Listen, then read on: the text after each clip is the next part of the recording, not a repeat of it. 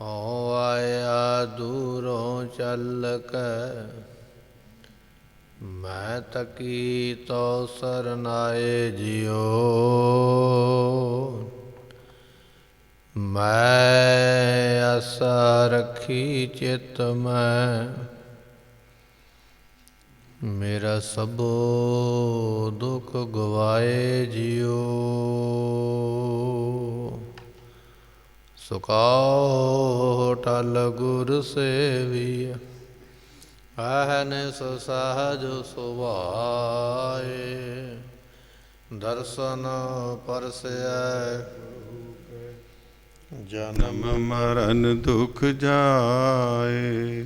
ਹੋਵੈ ਸਿਫਤ ਖਸਮ ਦੀ, ਨੂਰ ਅਰਸੋਂ ਕੁਰਸੋਂ ਝਟੀਐ। ਤੁਧ ਡਿਠੇ ਸੱਚੇ ਪਾਤਸ਼ਾਹ, ਮਲ ਜਨਮ ਜਨਮ ਦੀ ਕੱਟੀਐ।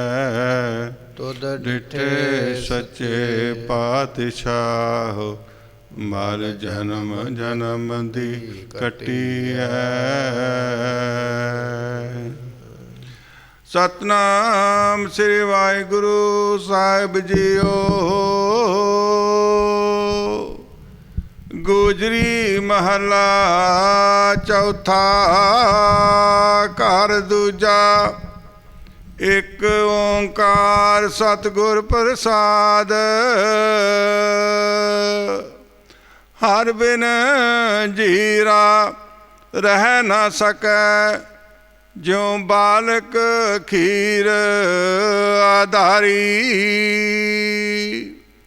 ਅਗੰਮ ਅਗੋਚਰ ਪ੍ਰਭ ਗੁਰਮੁਖ ਪਾਈਐ। ਆਪਣੇ ਸਤਿਗੁਰ ਕੈ ਬਲਿਹਾਰੀ,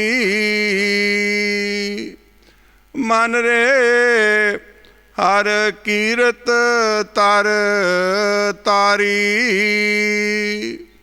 ਗੁਰਮੁਖ ਨਾਮ ਅੰਮ੍ਰਿਤ ਜਲ ਪਾਈਐ, ਜਿਨ ਕੋ ਕਿਰਪਾ ਤੁਮਾਰੀ। ਹਰ ਬਿਨ ਜੀਰਾ ਰਹਿ ਨਾ ਸਕੈ, ਜਿਉ ਬਾਲਕ ਖੀਰ ਆਧਾਰੀ। ਵਾਹਿਗੁਰੂ ਜੀ ਕਾ ਖਾਲਸਾ, ਵਾਹਿਗੁਰੂ ਜੀ ਕੀ ਫਤਿਹ। ਸਰਵ ਸ਼ਕਤੀਮਾਨ ਕੋਟ ਬ੍ਰਹਮੰਡਾਂ ਦੇ ਮਾਲਕ ਸਤਿਗੁਰੂ, ਜੁਗੋ ਜੁਗ ਅਟਲ ਪਤਤ ਪਾਵਨ ਗਰੀਬ ਨਵਾਜ, ਗੁਰੂ ਗ੍ਰੰਥ ਸਾਹਿਬ ਜੀਆਂ ਦੀ ਪਵਿੱਤਰ ਪਾਵਨ ਹਜ਼ੂਰੀ ਅੰਦਰ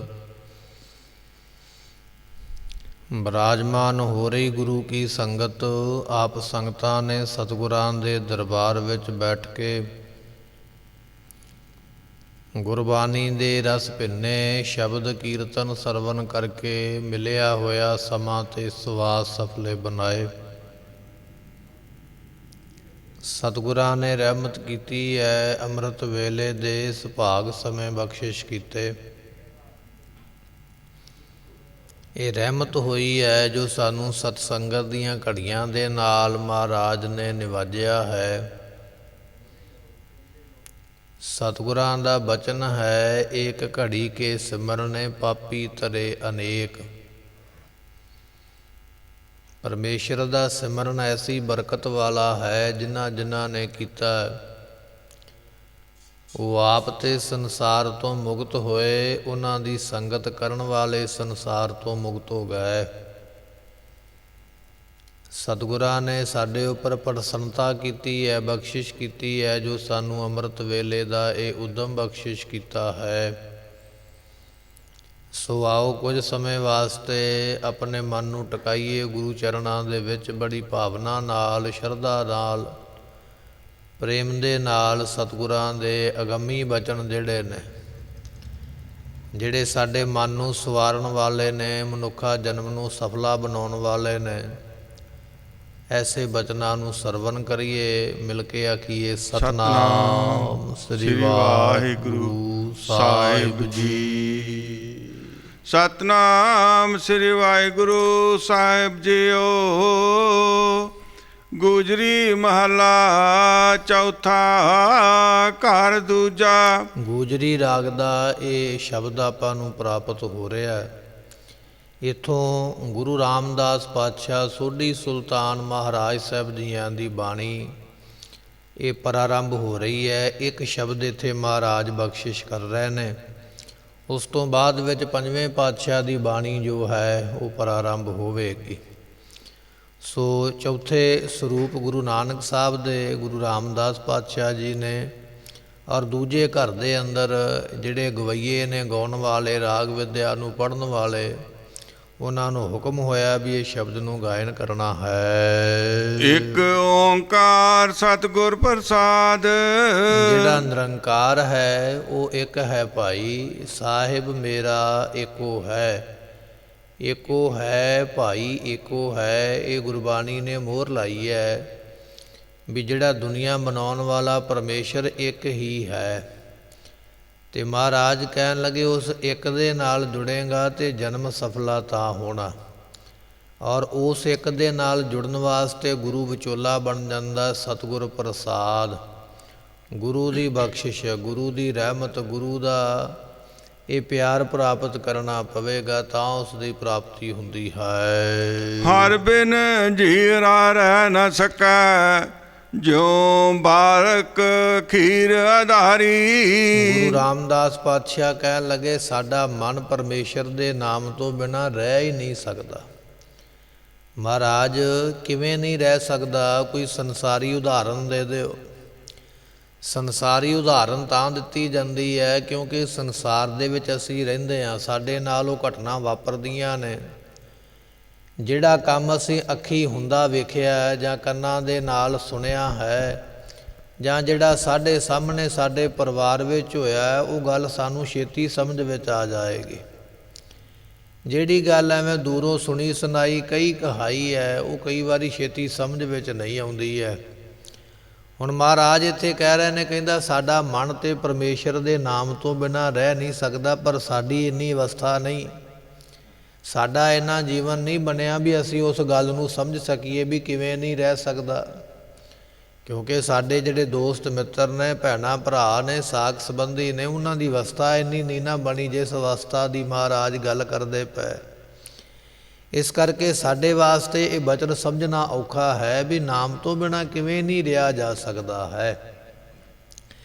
ਫਿਰ ਗੁਰੂ ਰਾਮਦਾਸ ਪਾਤਸ਼ਾਹ ਇੱਕ ਉਦਾਹਰਨ ਦਿੰਦੇ ਨੇ ਸਮਝਣ ਵਾਸਤੇ, ਜਿਹੜੀ ਸਾਡੇ ਸਾਰਿਆਂ ਨਾਲ ਵਾਪਰਦੀ ਹੈ। ਮਹਾਰਾਜ ਕਹਿਣ ਲੱਗੇ ਜੋ ਬਾਲਕ ਖੀਰ ਆਧਾਰੀ। ਬਾਲਕ ਜਿਹੜਾ ਬੱਚਾ ਹੈ ਨਾ 2-4 ਮਹੀਨਿਆਂ ਦਾ, ਉਹਦਾ ਕੇਵਲ ਤੇ ਕੇਵਲ ਆਸਰਾ ਦੁੱਧ ਹੁੰਦਾ। ਜਿੰਨਾ ਚਿਰ ਮਾਂ ਆਪਣਾ ਦੁੱਧ ਨਹੀਂ ਨਾ ਪਿਲਾਉਂਦੀ ਉਹ ਬੱਚਾ ਜਿਉਂਦਾ ਨਹੀਂ ਰਹਿ ਸਕਦਾ। 2-4 ਮਹੀਨੇ ਦਾ ਬੱਚਾ, ਉਹਦੀ ਕੇਵਲ ਇੱਕੋ ਹੀ ਖੁਰਾਕ ਹੈ, ਕੇਵਲ ਦੁੱਧ। ਵੈਦ ਹਕੀਮ ਡਾਕਟਰ ਨੇ ਰੋਕਿਆ ਮੂੰਹ ਦੇ ਵਿੱਚ ਕੋਈ ਅੰਨ ਜਾਂ ਕੋਈ ਹੋਰ ਮਸਾਲੇ ਵਾਲੀ ਵਸਤੂ ਇਹਦੇ ਮੂੰਹ ਵਿੱਚ ਨਹੀਂ ਪਾਉਣੀ ਹੈ। ਕੇਵਲ ਦੁੱਧ ਹੀ ਇਸ ਨੂੰ ਦੇਣਾ ਹੈ ਤੇ ਦੁੱਧ ਦੇ ਕੇ ਪਾਲਿਆ ਜਾਂਦਾ। ਉਹ ਜਿਹੜਾ ਛੋਟਾ ਬਾਲਕ ਹੈ, ਜਿਹੜਾ ਹੁਣੇ ਪੈਦਾ ਹੋਇਆ, ਉਹਦੀ ਕੇਵਲ ਇੱਕੋ ਹੀ ਖੁਰਾਕ ਹੈ ਦੁੱਧ ਪੀ ਕੇ ਤੇ ਆਪਣੇ ਆਪ ਨੂੰ ਜਿਉਂਦਾ ਰੱਖਣਾ। ਪਰ ਜੇ ਉਸ ਨੂੰ ਦੁੱਧ ਵੀ ਨਾ ਦਿੱਤਾ ਜਾਏ ਤੇ ਫਿਰ ਉਹ ਜਿਉਂਦਾ ਨਹੀਂ ਰਹੇਗਾ, ਉਹ ਮਰ ਜਾਏਗਾ। ਪਾਤਸ਼ਾਹ ਇਹ ਉਦਾਹਰਨ ਦਿੰਦੇ ਪਏ, ਕਹਿਣ ਲੱਗੇ ਜਿਵੇਂ ਇੱਕ ਬਾਲਕ ਬੱਚਾ ਦੁੱਧ ਤੋਂ ਬਿਨਾਂ ਜਿਉਂਦਾ ਨਹੀਂ ਰਹਿ ਸਕਦਾ, ਕੇਵਲ ਦੁੱਧ ਹੀ ਉਸ ਦਾ ਆਸਰਾ ਹੁੰਦਾ ਹੈ ਉਸ ਨੂੰ ਜਿਉਣ ਵਾਸਤੇ। ਇਸੇ ਤਰ੍ਹਾਂ ਭਾਈ ਪਰਮੇਸ਼ਰ ਦਾ ਨਾਮ ਸਾਡੇ ਵਾਸਤੇ ਜਪਦੇ ਹਾਂ, ਸਾਡੇ ਵਾਸਤੇ ਪਰਮੇਸ਼ਰ ਦਾ ਨਾਮ ਹੀ ਸਾਡਾ ਆਸਰਾ ਹੈ। ਜਿਵੇਂ ਬਾਲਕ ਬੱਚਾ ਦੁੱਧ ਦੇ ਆਸਰੇ ਬਿਨਾਂ ਨਹੀਂ ਰਹਿ ਸਕਦਾ, ਇਸੇ ਤਰ੍ਹਾਂ ਅਸੀਂ ਨਾਮ ਦੇ ਆਸਰੇ ਬਿਨਾਂ ਨਹੀਂ ਰਹਿ ਸਕਦੇ। ਇਹ ਗੁਰੂ ਰਾਮਦਾਸ ਪਾਤਸ਼ਾਹ ਦੇ ਕਮਾਏ ਹੋਏ ਬਚਨ ਆਪਾਂ ਸਰਵਣ ਕਰ ਰਹੇ ਹਾਂ। ਸਾਨੂੰ ਸਮਝਾ ਦਿੱਤਾ ਮਹਾਰਾਜ ਜੀਆਂ ਨੇ ਵੀ ਨਾਮ ਤੋਂ ਬਿਨਾਂ ਸਾਡਾ ਆਸਰਾ ਕੋਈ ਨਹੀਂ ਹੈ। ਪਰ ਹੁਣ ਨਾਮ ਜਪਣਾ, ਉਸ ਅਵਸਥਾ 'ਤੇ ਪਹੁੰਚਣਾ, ਜਿਸ ਅਵਸਥਾ ਦੀ ਗੱਲ ਕੀਤੀ ਜਾ ਰਹੀ ਹੈ ਉੱਥੋਂ ਤੱਕ ਪਹੁੰਚਣਾ ਪਵੇਗਾ ਤਾਂ ਇਹ ਬਚਨ ਸਮਝ ਲੱਗਣਗੇ। ਹੁਣ ਬੱਚਾ ਪਹਿਲੀ ਕਲਾਸ ਵਿੱਚ ਪੜ੍ਹਦਾ ਜਾਂ ਨਰਸਰੀ ਵਿੱਚ ਪੜ੍ਹਦਾ ਅਤੇ ਉਸ ਨੂੰ ਲਿਆ ਕੇ ਵੱਡੀ ਕਿਸੇ ਕਲਾਸ ਦੀ ਕੋਈ ਗੱਲ ਕਹੀਏ ਵੀ ਆਹ ਗੱਲ ਇਸ ਤਰ੍ਹਾਂ ਹੈ, ਸਮਝ ਨਹੀਂ ਲੱਗੇਗੀ, ਕਿਉਂਕਿ ਉੱਥੋਂ ਤੱਕ ਹਾਲੇ ਉਹ ਪਹੁੰਚਿਆ ਨਹੀਂ ਹੈ।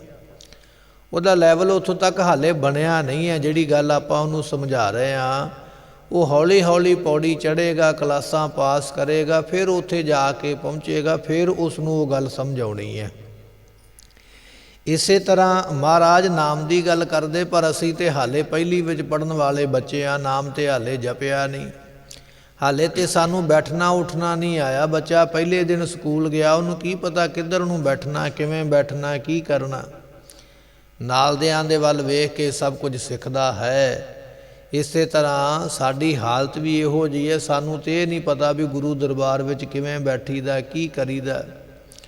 ਤੇ ਜੇ ਸਾਨੂੰ ਹੁਣ ਵੱਡੀ ਕਿਸੇ ਕਲਾਸ ਦੀ BA ਜਾਂ MA ਦੀ ਗੱਲ ਸਮਝਾਈ ਜਾਵੇ ਤੇ ਸਮਝ ਨਹੀਂ ਲੱਗੇਗੀ। ਕਿਉਂ? ਕਿਉਂਕਿ ਹਾਲੇ ਅਸੀਂ ਬੈਠਣਾ ਸਿੱਖਣਾ ਹੈ। ਇਸੇ ਤਰ੍ਹਾਂ ਮਹਾਰਾਜ ਕਹਿਣ ਲੱਗੇ ਨਾਮ ਦੀ ਗੱਲ ਹੈ, ਸਾਡੇ ਸਮਝ ਵਿੱਚ ਨਹੀਂ ਆ ਰਹੀ, ਤਾਂ ਉਹਨਾਂ ਨੇ ਉਦਾਹਰਨ ਦਿੱਤੀ ਹੈ ਵੀ ਜਿਹੜੇ ਸਮਾਜ ਵਿੱਚ ਤੂੰ ਰਹਿੰਦਾ ਹੈ, ਤੇਰੇ ਘਰ ਦੇ ਵਿੱਚ ਪਰਿਵਾਰ ਨੇ, ਪੁੱਤ ਪੋਤਰੇ ਨੇ, ਤੇਰੇ ਸਾਗ ਸੰਬੰਧੀਆਂ ਦੇ ਬੱਚੇ ਨੇ, ਤੂੰ ਵੇਖਿਆ ਹੀ ਹੋਵੇਗਾ ਵੀ ਛੋਟਾ ਬਾਲਕ ਮਾਂ ਦੇ ਦੁੱਧ ਬਿਨਾਂ ਰਹਿ ਨਹੀਂ ਸਕਦਾ। ਨਹੀਂ ਦੁੱਧ ਪਿਲਾਵੇਗੀ ਤੇ ਬੱਚੇ ਦਾ ਮਰਨਾ ਹੋ ਜਾਏਗਾ। ਜਿਵੇਂ ਬੱਚਾ ਦੁੱਧ ਬਿਨਾਂ ਨਹੀਂ ਹੋ ਰਹਿ ਸਕਦਾ, ਇਸੇ ਤਰ੍ਹਾਂ ਭਾਈ ਅਸੀਂ ਨਾਮ ਬਿਨਾਂ ਨਹੀਂ ਹੋ ਰਹਿ ਸਕਦੇ। ਹਰ ਬਿਨ ਜੀਅਰਾ ਰਹਿ ਨਾ ਸਕੈ, ਪਰਮੇਸ਼ਰ ਦੇ ਨਾਮ ਤੋਂ ਬਿਨਾਂ ਸਾਡਾ ਮਨ ਰਹਿ ਨਹੀਂ ਸਕਦਾ। ਜਿਉਂ ਬਾਰਕ ਖੀਰ ਆਧਾਰੀ, ਖੀਰ ਨਾਮ ਦੁੱਧ ਦਾ ਹੈ। ਕਹਿਣ ਲੱਗੇ ਵੀ ਜਿਵੇਂ ਬਾਲਕ ਦਾ ਆਸਰਾ ਦੁੱਧ ਹੈ, ਇਸੇ ਤਰ੍ਹਾਂ ਸਾਡਾ ਆਸਰਾ ਭਾਈ ਨਾਮ ਹੈ। ਅਗੰਮ ਗੋਚਰ ਪ੍ਰਭ ਗੁਰਮੁਖ ਪਾਈਐ, ਆਪਣੇ ਸਤਿਗੁਰ ਕੈ ਬਲਿਹਾਰੀ। ਇਹ ਪਾਠ ਅਗਮ ਹੈ। ਅਗੰਮ ਪਾਠ ਤਾਂ ਬਣਦਾ ਜੇ ਉੱਤੇ ਟਿੱਪੀ ਲੱਗੀ ਹੋਵੇ, ਤਾਂ ਉਸ ਨੂੰ ਕਿਹਾ ਜਾਂਦਾ ਅਗੰਮ। ਪਰ ਮਹਾਰਾਜ ਨੇ ਟਿੱਪੀ ਨਹੀਂ ਵਰਤੀ ਹੈ, ਇਸ ਕਰਕੇ ਅਗਮ ਅਗੋਚਰ। ਅਗਮ ਤੋਂ ਭਾਵ ਹੁੰਦਾ ਮਨ ਦੀ ਗਮਤਾ ਤੋਂ ਪਰੇ, ਸਾਡੇ ਜਿੱਥੇ ਮਨ ਦੀ ਪਹੁੰਚੇ ਨਾ। ਅਸੀਂ ਇੱਥੇ ਬੈਠੇ ਹਾਂ, ਸਾਡੇ ਮਨ ਦਾ ਖਿਆਲ ਸਾਡੇ ਘਰ ਪਹੁੰਚ ਜਾਏਗਾ, ਭਾਵੇਂ ਸਾਡਾ ਘਰ ਕਿੰਨੀ ਵੀ ਦੂਰ ਕਿਉਂ ਨਾ ਹੋਵੇ।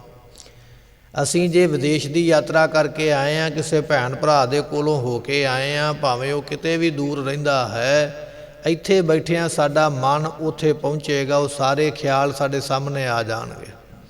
ਉਹ ਕੀ ਕਰਦਾ ਹੋਵੇਗਾ, ਕਿੱਥੇ ਬੈਠਾ ਹੋਵੇਗਾ, ਸਾਰੇ ਖਿਆਲ ਉਸੇ ਵੇਲੇ ਆ ਗਿਆ, ਮਨ ਝੱਟ ਪਹੁੰਚ ਗਿਆ ਕਿ ਛਿਣ ਦੇ ਵਿੱਚ।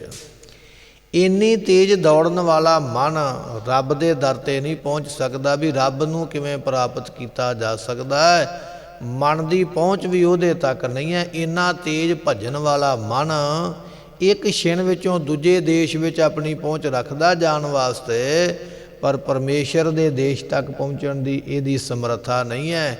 ਇਸ ਕਰਕੇ ਪਰਮੇਸ਼ਰ ਨੂੰ ਅਗਮ ਕਿਹਾ ਗਿਆ ਵੀ ਮਨ ਦੀ ਗਮਤਾ ਤੋਂ ਪਰੇ, ਜਿੱਥੇ ਮਨ ਦੀ ਪਹੁੰਚ ਨਾ ਹੋਵੇ।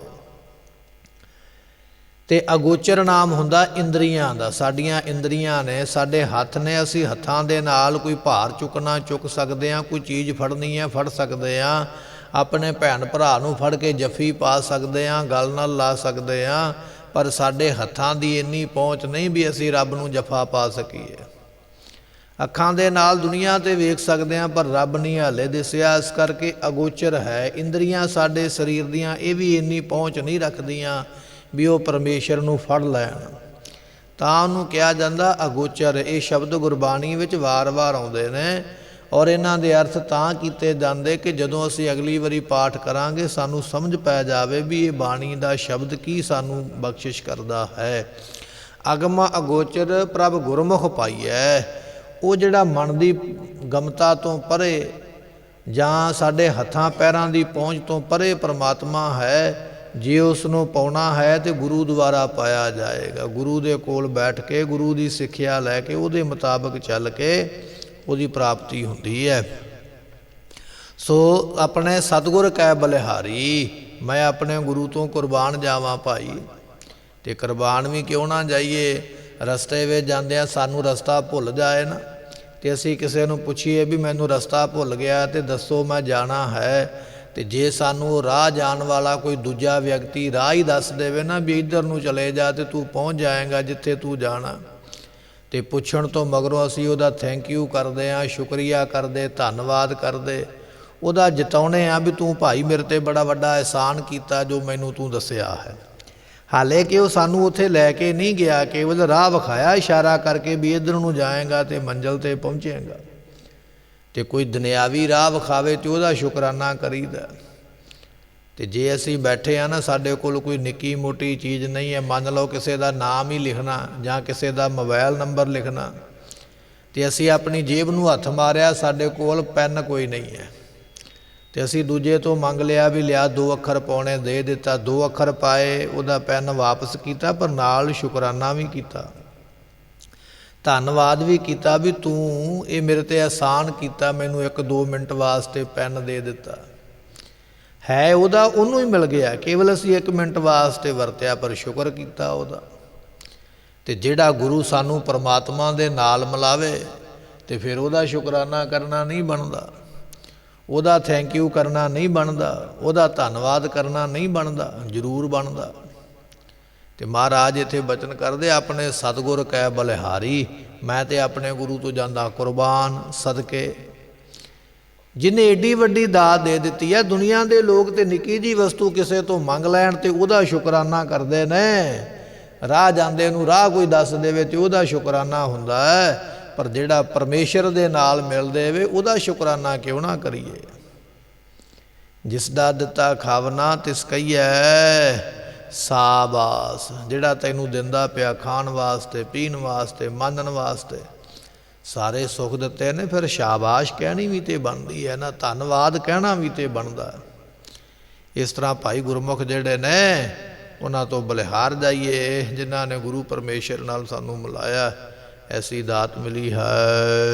ਮਨ ਰੇ ਹਰ ਕੀਰਤ ਤਰ ਤਾਰੀ, ਐ ਮੇਰਿਆ ਮਨਾ ਪਰਮਾਤਮਾ ਦੀ ਕੀਰਤ ਕਰਿਆ ਕਰ, ਵਡਿਆਈ ਕਰਿਆ ਕਰ। ਇਹ ਉੱਤਮ ਭਗਤੇ ਦੀ ਨਿਸ਼ਾਨੀ ਹੈ। ਦੁਨੀਆ ਦੇ ਲੋਕ ਦੁਨੀਆ ਨੂੰ ਸਮਝਾਉਣਗੇ ਜ਼ਰੂਰ, ਬਾਪ ਭਾਵੇਂ ਆਪ ਨਸ਼ਾ ਕਰਦਾ, ਸ਼ਰਾਬ ਪੀਂਦਾ, ਪਰ ਪੁੱਤਰ ਨੂੰ ਬੜਾ ਸਮਝਾਏਗਾ, ਪੁੱਤਰਾ ਤੂੰ ਨਾ ਪੀ। ਆਪ ਨਹੀਂ ਚੱਲਿਆ, ਆਪਣੇ ਮਨ ਨੂੰ ਨਹੀਂ ਸਮਝਾਇਆ ਵੀ ਮੈਂ ਵੀ ਛੱਡਾਂ, ਪਰ ਦੂਜੇ ਨੂੰ ਸਮਝਾਉਂਦਾ ਪਿਆ।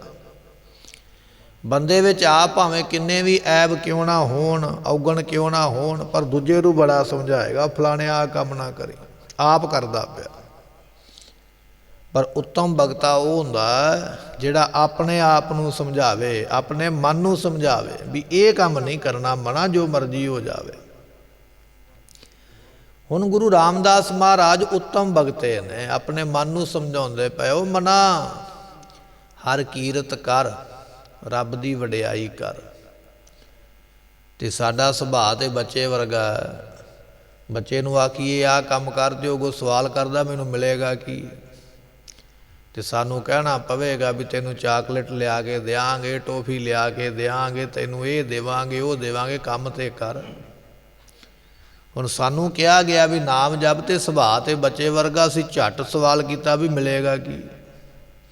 ਰੱਬ ਦਾ ਨਾਮ ਜਪਣਾ ਸੌਖਾ ਥੋੜ੍ਹੀ ਹੈ, ਸਵੇਰੇ ਉੱਠਣਾ ਪਵੇਗਾ, ਰਜਾਈ ਛੱਡਣੀ ਪਵੇਗੀ, ਨਹਾਉਣਾ ਪਵੇਗਾ, ਗੁਟਕਾ ਸਾਹਿਬ ਫੜਨਾ ਪਵੇਗਾ। ਇੰਨੀ ਮੈਂ ਜਦੋਂ ਜਹਿਦ ਕਰਾਂਗਾ ਨਿੰਦਰਾ ਨੂੰ ਛੱਡ ਕੇ, ਤੇ ਮਿਲੇਗਾ ਕੀ ਜੇ ਮੈਂ ਇੰਨਾ ਕੁਝ ਕਰਾਂ। ਤੇ ਸਤਿਗੁਰੂ ਪਾਤਸ਼ਾਹ ਕਹਿੰਦੇ ਰੱਬ ਦੀ ਜਿਹੜੀ ਕੀਰਤੀ ਹੈ ਨਾ, ਰੱਬ ਦਾ ਨਾਮ, ਇਹ ਬੇੜੀ ਹੈ, ਬੇੜੀ, ਬੇੜਾ, ਜਹਾਜ਼। ਤੇ ਜਹਾਜ਼ ਤੇ ਚੜ੍ਹੀਏ ਤੇ ਸਮੁੰਦਰ ਪਾਰ ਕਰ ਜਾਈਦਾ, ਜਹਾਜ਼ ਤੇ ਚੜ੍ਹ ਜਾਈਏ, ਇੱਕ ਦੇਸ਼ ਨੂੰ ਪਾਰ ਕਰਕੇ ਦੂਜੇ ਦੇਸ਼ ਪਹੁੰਚ ਜਾਈਦਾ। ਰੱਬ ਦੇ ਜਸ, ਰੱਬ ਦੀ ਕੀਰਤੀ, ਰੱਬ ਦੀ ਵਡਿਆਈ ਦੇ ਜਹਾਜ਼ ਤੇ ਚੜ੍ਹੇਗਾ ਤੇ ਤੈਨੂੰ ਮਹਾਰਾਜ ਸੰਸਾਰ ਤੋਂ ਪਾਰ ਕਰ ਦੇਣਗੇ। ਇਹ ਸੰਸਾਰ ਤੋਂ ਚੁੱਕ ਕੇ ਤੈਨੂੰ ਲੈ ਜਾਣਗੇ ਸੱਚਖੰਡ ਵਿਖੇ, ਐਸੀ ਬਖਸ਼ਿਸ਼ ਹੋਵੇਗੀ। ਮਨ ਰੇ ਹਰ ਕੀਰਤ, ਰੱਬ ਦੀ ਕੀਰਤੀ ਕਰੋ ਮਨਾ। ਐ ਬੰਦਿਆ ਭਾਈ ਉਹਦੇ ਨਾਮ ਨੂੰ ਜਪ। ਮਹਾਰਾਜ ਫਿਰ ਕਹਿੰਦੇ ਤਰ ਤਾਰੀ, ਪਰਮੇਸ਼ਰ ਦਾ ਨਾਮ ਜਹਾਜ਼ ਹੈ, ਤਰਨ ਵਾਸਤੇ ਤੈਨੂੰ ਤਾਰੇਗਾ। ਜਿਵੇਂ ਬੱਚੇ ਨੂੰ ਆਖਿਆ ਨਾ ਪੜ੍ਹ ਲਾ ਭਾਈ ਘੰਟਾ, ਕਿਤਾਬ ਖੋਲ੍ਹ ਲਾ, ਤੇ ਬੱਚੇ ਨੇ ਆਖਿਆ ਫਿਰ ਤੂੰ ਭਾਈ ਖੇਡ ਲਈ, ਤੈਨੂੰ ਮੋਬਾਈਲ ਦੇ ਦਿਆਂਗੇ, ਗੇਮ ਖੇਡ ਲਈ, ਕੋਈ ਇੱਧਰ ਉੱਧਰ ਜਾਏ। ਲਾਲਚ ਦਿੱਤਾ ਗਿਆ, ਫਿਰ ਉਹ ਪੜ੍ਹਨ ਬੈਠਿਆ। ਤੇ ਮਹਾਰਾਜ ਕਹਿਣ ਲੱਗੇ ਭਾਈ ਨਾਮ ਜਪੇਂਗਾ ਸੰਸਾਰ ਤੋਂ ਪਾਰ ਹੋ ਜਾਏਗਾ। ਜੇ ਤੂੰ ਅੰਮ੍ਰਿਤ ਵੇਲੇ ਉੱਠਿਆ ਨਾ, ਤੂੰ ਮੰਜੇ ਨੂੰ ਛੱਡਿਆ ਹੈ, ਤੂੰ ਦਲਿੱਦਰ ਨੂੰ ਛੱਡਿਆ, ਤੂੰ ਨੀਂਦ ਨੂੰ ਛੱਡਿਆ, ਗੁਰੂ ਤੇਰੇ ਤੇ ਰਹਿਮਤ ਕਰੇਗਾ, ਤੈਨੂੰ ਸੰਸਾਰ ਛੁਡਾ ਦੇਵੇਗਾ, ਸੰਸਾਰ ਦੀ ਮੋਹ ਮਮਤਾ ਤੋਂ ਛੁਡਾ ਦੇਵੇਗਾ, ਜਮਾਂ ਦੇ ਕੋਲੋਂ ਛੁਡਾ ਦੇਵੇਗਾ। ਕਿਉਂਕਿ ਤੂੰ ਵੀ ਛੱਡਿਆ ਨਾ ਸਵੇਰੇ ਦਲਿੱਦਰ ਨੂੰ, ਨਿੰਦਰਾ ਨੂੰ, ਮੰਜੇ ਨੂੰ, ਤੇ ਸਾਰਾ ਕੁਝ ਤੂੰ ਕੀਤਾ ਹੈ। ਜਦੋਂ ਤੂੰ ਇੰਨਾ ਕੋਈ ਛੱਡਦਾ ਪਿਆ ਤੇ ਗੁਰੂ ਵੀ ਤੇਰੇ ਤੇ ਰਹਿਮ ਕਰੇਗਾ, ਤੇਰਾ ਦਲਿੱਦਰ ਛੁਡਾ ਕੇ ਤੈਨੂੰ ਸੰਸਾਰ ਤੋਂ ਮੁਕਤ ਕਰ ਦਿੰਦਾ ਹੈ। ਗੁਰਮੁਖ ਨਾਮ ਅੰਮ੍ਰਿਤ ਜਲ ਪਾਈਐ, ਜਿਨ ਕੋ ਕਿਰਪਾ ਤੁਮਾਰੀ। ਪਰਮੇਸ਼ਰ ਦੇ ਸਨਮੁਖ ਬੇਨਤੀ ਕਰਦੇ ਵੀ ਮੁਖੀ ਗੁਰਾਂ ਦੇ ਕੋਲੋਂ ਉਪਦੇਸ਼ ਲੈ ਕੇ ਜਿਨ੍ਹਾਂ ਨੇ ਕਮਾਇਆ ਹੈ, ਕਮਾਇਆ ਉਹਨਾਂ ਨੇ ਜਿਨ੍ਹਾਂ ਤੇ ਤੇਰੀ ਕਿਰਪਾ ਹੁੰਦੀ ਹੈ। ਕਿਰਪਾ ਦੇ ਬਿਨਾ ਕੁਝ ਨਹੀਂ ਹੁੰਦਾ। ਜੇ ਕੋਈ ਬੰਦਾ ਆਖੇ ਨਾ ਵੀ ਮੈਂ ਹੀ ਹਾਂ, ਮੈਂ ਕੀਤਿਆਂ ਕੁਝ ਨਹੀਂ ਹੁੰਦਾ, ਮੈਂ ਤੇ ਬੱਕਰੇ ਨੇ ਕੀਤੀ ਹੈ, ਮੈਂ ਤੇ ਝਾਟੀ ਤਲਵਾਰ ਦੇ ਨਾਲ ਸਿਰ ਲਾ ਕੇ ਉਹ ਉੱਥੇ ਰੱਖਤਾ ਉਹਦਾ, ਇਹ ਮੈਂ ਕੀਤਿਆਂ ਕੁਝ ਨਹੀਂ ਹੁੰਦਾ ਹੈ। ਨਾਮ ਵੀ ਉਹ ਜਪਦੇ ਨੇ, ਸੰਗਤ ਵਿੱਚ ਉਹ ਆਉਂਦੇ ਨੇ ਜਿਨ ਕੋ ਕਿਰਪਾ ਤੁਮਾਰੀ, ਜਿਨ੍ਹਾਂ ਦੇ ਉੱਪਰ ਤੇਰੀ ਕਿਰਪਾ ਹੈ ਉਹਨੂੰ ਇਹ ਦਾਤ ਪ੍ਰਾਪਤ ਹੁੰਦੀ ਹੈ। ਰਹਾਉ ਸਨਕ ਸਨੰਦਨ ਨਾਰਦ ਮੁਨ ਸੇਵੈ, ਅਨਦਿਨ ਜਪਤ ਰਹਿ ਬਨਵਾਰੀ। ਪਰਮੇਸ਼ਰ ਦੇ ਨਾਮ ਨੂੰ ਜਪਦਾ ਕੌਣ ਕੌਣ ਹੈ? ਕਿਉਂਕਿ ਅਸੀਂ ਕੋਈ ਕੰਮ ਕਰਨਾ ਨਾ, ਪਹਿਲਾਂ ਇਹ ਵੇਖਦੇ ਵੀ ਸਾਡੇ ਤੋਂ ਪਹਿਲਾਂ ਵੀ ਕਿਸੇ ਨੇ ਕੀਤਾ, ਜੇ ਕੀਤਾ ਉਹਦਾ ਫਾਇਦਾ ਕੀ ਹੋਇਆ, ਉਹਨੂੰ ਕੀ ਲਾਭ ਮਿਲਿਆ, ਅਤੇ ਇਸੇ ਤਰ੍ਹਾਂ ਜੇ ਨਹੀਂ ਕੀਤਾ ਤੇ ਘਾਟਾ ਕਿਹਨੂੰ ਪਿਆ। ਜੇ ਅਸੀਂ ਕੋਈ ਬਿਜ਼ਨਸ ਕਰਨਾ ਨਾ, ਜਾਂ ਅਸੀਂ ਕੋਈ ਪੜ੍ਹਾਈ ਕਰਨੀ ਹੈ, ਕੋਈ ਕੋਰਸ ਕਰਨਾ, ਪਹਿਲਾਂ ਅਸੀਂ ਵੇਖਦੇ ਵੀ ਇਹ ਕਿਹਨੇ ਕਿਹਨੇ ਕੀਤਾ ਸਾਡੇ ਤੋਂ ਪਹਿਲਾਂ, ਫਿਰ ਉਹਨੂੰ ਕਰਕੇ ਮਿਲਿਆ ਕੀ ਹੈ। ਹੁਣ ਮਹਾਰਾਜ ਕਹਿੰਦੇ ਨਾਮ ਜਪੋ, ਤੇ ਸਾਡਾ ਸਵਾਲ ਹੋ ਗਿਆ ਵੀ ਨਾਮ ਤੇ ਮਹਾਰਾਜ ਜਪਾਂਗੇ, ਪਰ ਪਹਿਲਾਂ ਇਹ ਦੱਸੋ ਵੀ ਸਾਡੇ ਤੋਂ ਪਹਿਲਾਂ ਵੀ ਕੋਈ ਜਪ ਕੇ ਗਿਆ ਇੱਥੋਂ, ਜੇ ਜਪਿਆ ਤੇ ਉਹਨਾਂ ਨੂੰ ਮਿਲਿਆ ਕੀ ਹੈ। ਤੇ ਮਹਾਰਾਜ ਕਹਿਣ ਲੱਗੇ ਸਨਕ ਸਨੰਦਨ ਨਾਰਦ ਮੁਨ ਸੇਵੈ। ਬ੍ਰਹਮਾ ਦੇ 4 ਪੁੱਤਰ ਨੇ, ਸਨਕ, ਸਨੰਦਨ, ਸਨਤ ਕੁਮਾਰ, ਸਨਾਤਨ ਤੇ ਸੰਤ ਕੁਮਾਰ। ਸਨਕ, ਸਨੰਦਨ, ਸਨਾਤਨ ਤੇ ਸੰਤ ਕੁਮਾਰ, ਇਹ 4 ਪੁੱਤਰ ਬ੍ਰਹਮਾ ਦੇ। ਇਹ ਚਾਰੇ ਹੀ ਜਪਦੇ ਪਏ ਨੇ। ਚਾਰਾਂ ਨੇ ਜਪ ਕੇ ਵਾਰੇ ਮੰਗ ਲਿਆ ਵੀ ਸਾਡੀ ਉਮਰਾ ਜਿਹੜੀ ਹੈ ਨਾ, ਸਰੀਰ ਦੀ ਉਮਰਾ 5 ਸਾਲ ਤੋਂ ਵੱਧ ਨਾ ਹੋਵੇ। ਜਿੰਨਾ ਕੁ 5 ਸਾਲ ਬੱਚੇ ਦੇ ਸਰੀਰ ਦਾ ਕੱਦ ਹੁੰਦਾ, ਇੰਨਾ ਕੋਈ ਰਵੇ, ਤੇ ਜਿੰਨੀ ਕੁ ਮੱਤ 5 ਸਾਲ ਦੇ ਬੱਚੇ ਨੂੰ ਹੁੰਦੀ ਹੈ, ਇੰਨੀ ਕੁ ਸਾਨੂੰ ਮੱਤ ਰਵੇ। ਨਾ ਸਾਡਾ ਕੱਦ ਸਰੀਰ ਦਾ ਵੱਡਾ ਹੋਵੇ, ਤੇ ਨਾ ਸਾਡੀ ਮੱਤ ਬਹੁਤੀ ਸਿਆਣਿਆਂ ਵਾਲੀ ਹੋਵੇ। ਤੇ ਕਿਸੇ ਨੇ ਪੁੱਛ ਲਿਆ ਵੀ ਕਿਉਂ, ਇਹ ਕਿਉਂ ਮੰਗ ਲਿਆ? 5 ਸਾਲ ਦੇ ਬੱਚੇ ਦੀ ਉਮਰਾ ਮੰਗ ਲਈ ਵੀ ਕੱਦ ਵੀ ਇੰਨਾ ਰਵੇ, ਅਕਲ ਵੀ ਇੰਨੀ ਕੋਈ ਰਵੇ। ਤੇ ਉਹਨਾਂ ਨੇ ਜਵਾਬ ਦਿੱਤਾ, ਕਹਿਣ ਲੱਗੇ 5 ਸਾਲ ਦੇ ਬੱਚੇ ਨੂੰ ਵਿਕਾਰਾਂ ਦਾ ਨਹੀਂ ਪਤਾ ਹੁੰਦਾ ਵੀ ਕਾਮ ਕੀ ਹੁੰਦਾ, ਲੋਭ ਕੀ ਹੁੰਦਾ, ਮੋਹ ਕੀ ਹੁੰਦਾ।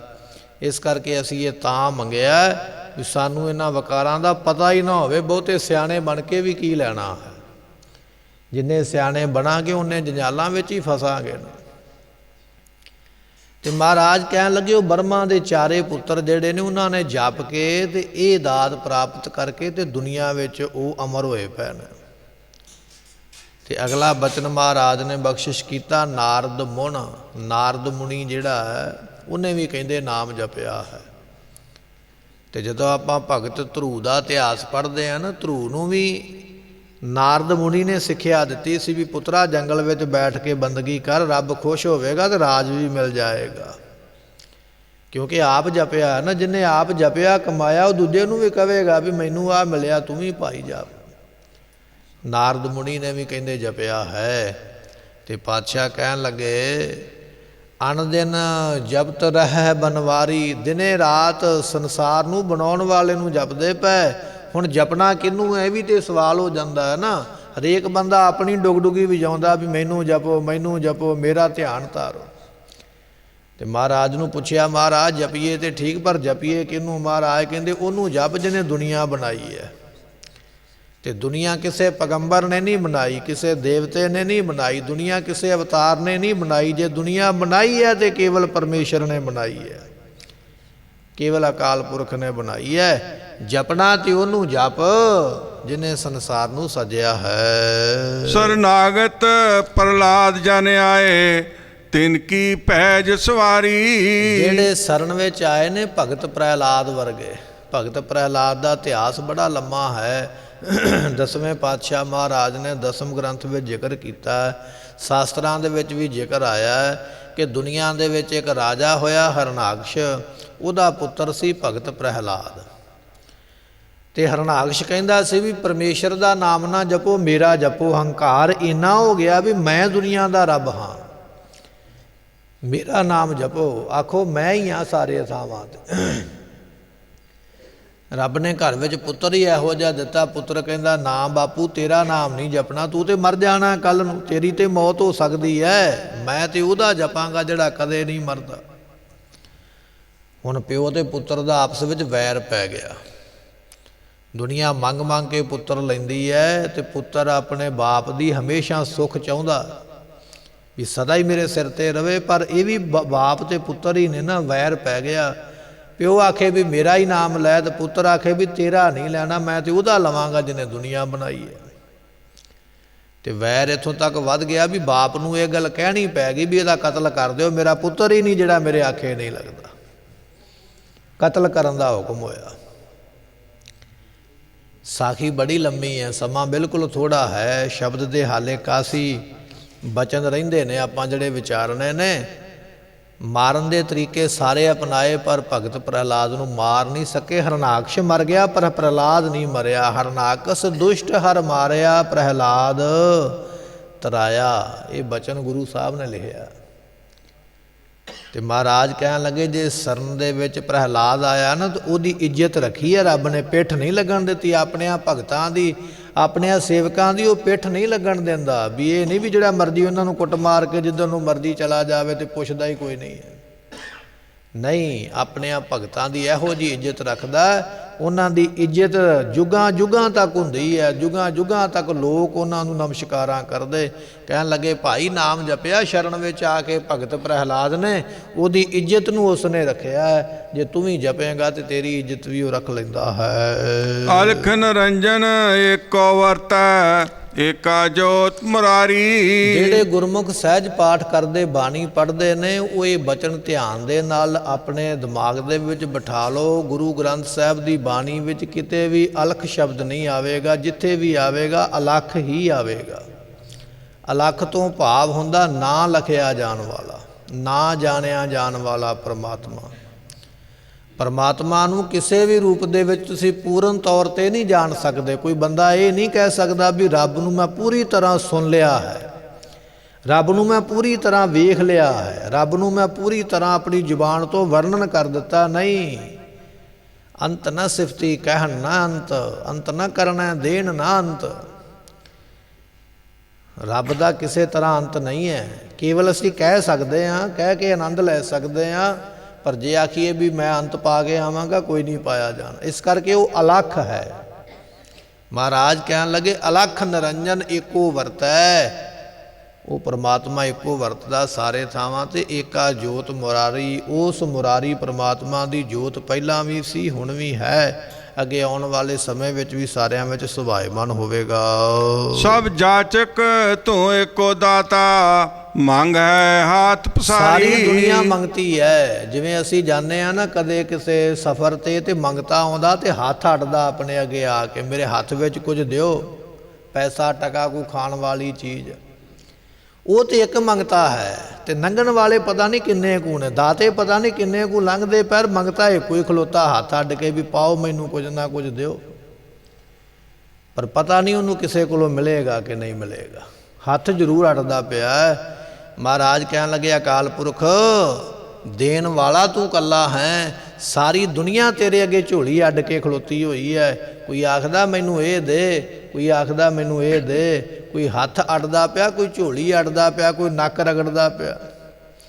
ਤਮਾਮ ਦੁਨੀਆ ਦੇ ਜੀਵ ਤੇਰੇ ਕੋਲੋਂ ਮੰਗਦੇ ਪਏ ਸਿਰ ਝੁਕਾ ਝੁਕਾ ਕੇ, ਤੇ ਤੂੰ ਸਾਰਿਆਂ ਨੂੰ ਦਿੰਦਾ ਪਿਆ ਹੈ, ਸਾਰਿਆਂ ਦੀਆਂ ਝੋਲੀਆਂ ਭਰ ਦਿੰਦਾ ਹੈ। ਭਗਤ ਜਨਾਂ ਕੀ ਉਤਮ ਬਾਣੀ, ਗਾਵੇ ਕਥ ਕਥਾ ਨਿਤ ਨਿਆਰੀ। ਭਗਤਾਂ ਦੀ ਬਾਣੀ ਜਿਹੜੇ ਬਚਨ ਨੇ ਬੜੇ ਉੱਤਮ ਹੁੰਦੇ ਨੇ। ਭਗਤਾਂ ਦਾ ਸੁਣਿਆ ਹੋਇਆ ਬਚਨ ਸੰਸਾਰ ਤੋਂ ਤਾਰ ਦਿੰਦਾ ਹੈ। ਮਹਾਰਾਜ ਕਹਿਣ ਲੱਗੇ ਭਾਈ ਭਗਤਾਂ ਕਾ ਬੋਲਿਆ ਪ੍ਰਵਾਨ ਹੈ। ਅਸੀਂ ਬੋਲਦੇ ਆ ਨਾ, ਸਾਡੀਆਂ ਤੇ ਗੱਲਾਂ ਐਵੇਂ ਥੁੱਕਾਂ ਸੁੱਟਣੀਆਂ ਇਹ ਹੁੰਦੀਆਂ, ਸਾਡੀਆਂ ਗੱਲਾਂ ਤੇ ਐਵੇਂ ਹਵਾ ਦੇ ਵਿੱਚ ਹੀ ਨੇ, ਪਰ ਭਗਤਾਂ ਦਾ ਮੁੱਖੋਂ ਇੱਕ ਬਚਨ ਨਿਕਲਿਆ ਵੀ ਰੱਬ ਦੇ ਘਰ ਪ੍ਰਵਾਨ ਹੁੰਦਾ, ਉੱਥੇ ਮਨਜ਼ੂਰ ਹੁੰਦਾ। ਜੋ ਉਹਨਾਂ ਨੇ ਇੱਥੇ ਕਹਿ ਦਿੱਤਾ ਨਾ ਵੀ ਇੱਦਾਂ ਹੋਵੇਗਾ, ਉੱਦਾਂ ਹੋਵੇਗਾ ਹੀ, ਕਿਉਂਕਿ ਉਹਨਾਂ ਦੀ ਜ਼ੁਬਾਨ ਤੇ ਉਹ ਆ ਬੈਠਾ ਹੋਇਆ ਕਮਾਈ ਕਰਕੇ। ਸਤਿਗੁਰੂ ਪਾਤਸ਼ਾਹ ਕਹਿਣ ਲੱਗੇ ਭਗਤ ਜਨਾਂ ਕੀ ਉੱਤਮ ਬਾਣੀ, ਤੇ ਗੁਰੂ ਗ੍ਰੰਥ ਸਾਹਿਬ ਦੇ ਵਿੱਚ ਵੀ 15 ਭਗਤਾਂ ਦੀ ਬਾਣੀ ਹੈ, ਤੇ ਉਸ ਬਾਣੀ ਨੂੰ ਕਿਵੇਂ ਮਾੜਾ ਕੋਈ ਕਹਿ ਸਕਦਾ, ਉੱਤਮ ਹੈ ਨਾ ਸਾਰਿਆਂ ਤੋਂ।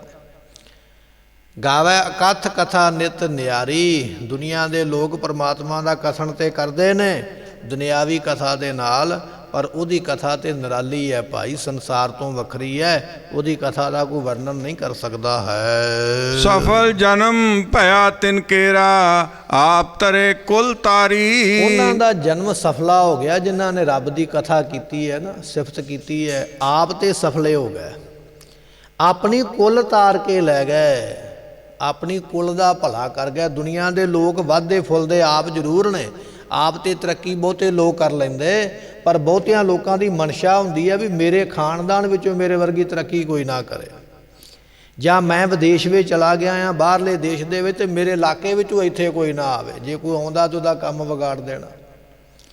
ਉਹ ਥੋੜ੍ਹੇ ਲੋਕ ਹੁੰਦੇ ਨੇ ਜਿਹੜੇ ਇਹ ਸੋਚਦੇ ਨੇ ਵੀ ਮੈਂ ਬਾਹਰ ਆਇਆ ਹਾਂ ਤੇ ਮੈਂ ਆਪਣੇ ਇਲਾਕੇ ਜਾਂ ਪਿੰਡ ਦੇ ਲੋਕਾਂ ਨੂੰ ਬਾਹਰ ਲੈ ਕੇ ਆਉਣਾ।